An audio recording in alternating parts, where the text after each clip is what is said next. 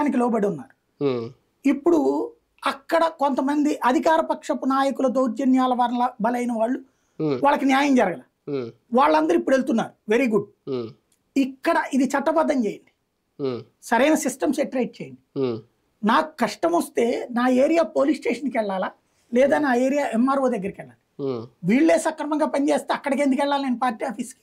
ఉమ్, నువ్వు బాగు చేయాల్సింది నా ఏరియాలో కదా. ఉమ్, నా ఏరియాలో బాగు చేయకుండా పద్దాక నువ్వు పార్టీ కార్యాలయం దగ్గరికి రమ్మంటే ఎట్లాగా? ఉమ్, పోనీ అక్కడికి వచ్చినాయని న్యాయం జరుగుతుందా?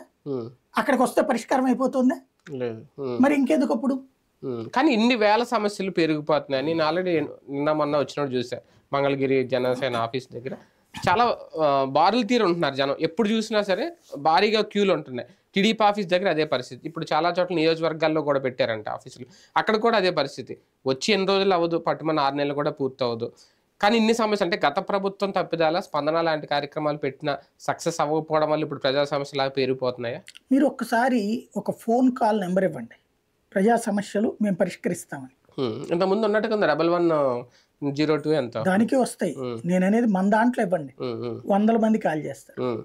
మనకి దాన్ని ఏమంటారంటే క్విక్ రియాక్షన్ టీమ్ లాగా తక్షణ పరిష్కారం కావాలని కోరుకుంటాడు ఎవరికాళ్ళు.